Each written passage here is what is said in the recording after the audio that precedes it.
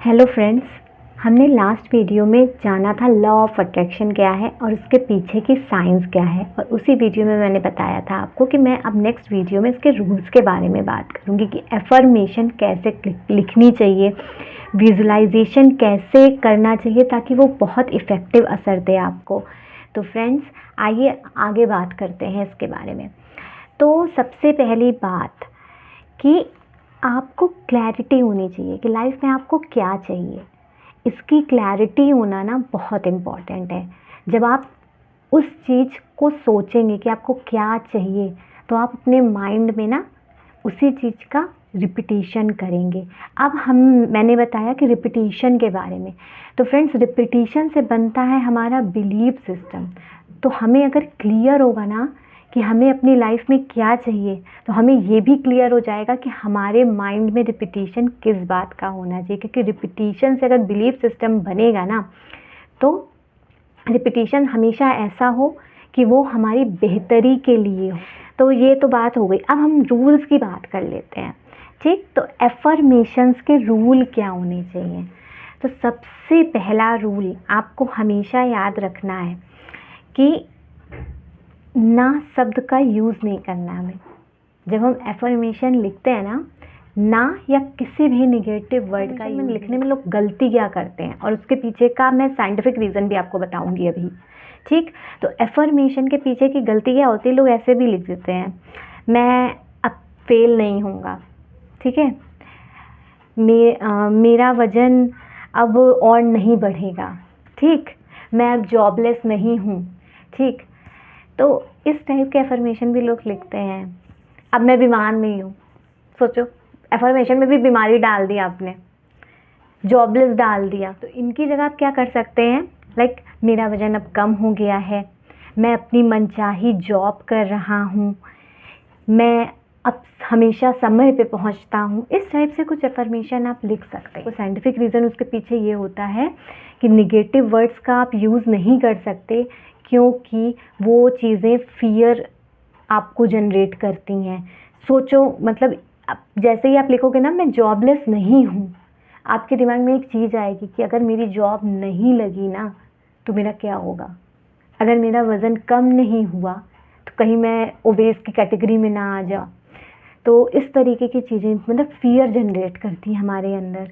तो हमें अपने थिंकिंग पैटर्न में फियर नहीं डालना है, पॉजिटिव बनाना है, पॉजिटिव थिंकिंग पैटर्न। ठीक है, तो इसलिए हमें निगेटिव चीज़ को पूरी तरह से डिलीट करना पड़ेगा।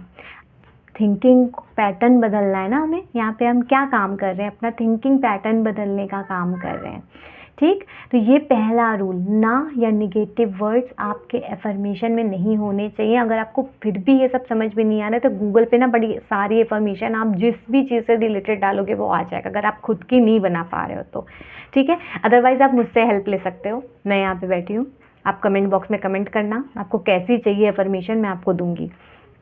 ठीक, अब दूसरी बात, ये दूसरी चीज़ क्या नोट करनी है, बहुत इम्पॉर्टेंट, ठीक, कि जब भी हम विजुअलाइजेशन टेक्निक अप्लाई करते हैं ना, तो हमें सिर्फ विजुअलाइजेशन नहीं करना है कि हमने रिज़ल्ट पाते देख लिया, नहीं, हमें एक्शन के साथ रिज़ल्ट देखना है। कि हमें एक्शन के साथ रिज़ल्ट क्यों देखना है, क्योंकि हमारा माइंड ना कॉन्शियसली जो है ना वो किसी भी झूठी बात को एक्सेप्ट नहीं करेगा। लाइक जैसे मैं बताऊँ आपको, मान लीजिए कि आपने कहा कि मुझे जॉब मिल गई है, ठीक है, आप अपने आप को जॉब करता देख रहे हो, ठीक, तो एक्शन के साथ करना है, क्योंकि आप अपने आप को पहले उसके लिए प्रिपरेशन करते देखो, आपकी प्रिपरेशन एकदम पक्की है, कॉन्फिडेंट हो आप, ठीक है, उसके बाद आप इंटरव्यू दे रहे हो, इंटरव्यू बहुत कमाल का गया, उसके बाद आप जॉब कर रहे हो। और याद रखो कि ऐसे करना है,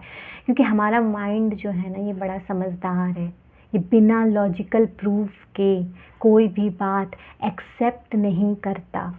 तो आपको उसके लिए ये चीज़ें ध्यान में रखनी पड़ेंगी कि मुझे हर चीज़ एक्शन के साथ करनी है।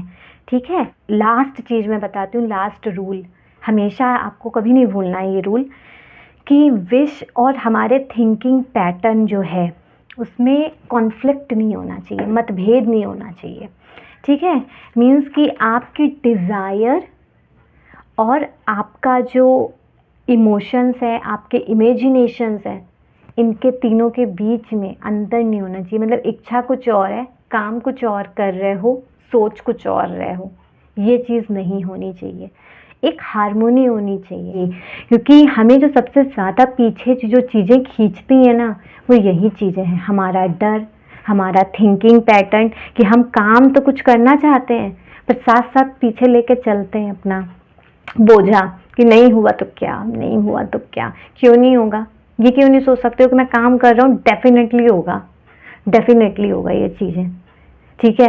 इस रूप में नहीं, किसी और रूप में सही, सक्सेस तो मिलेगी ही मिलेगी, ठीक है। तो ये आपको पैटर्न बनाना पड़ेगा अपना, इस पे काम करना है, इसी से बिलीफ सिस्टम बनेगा, ठीक है।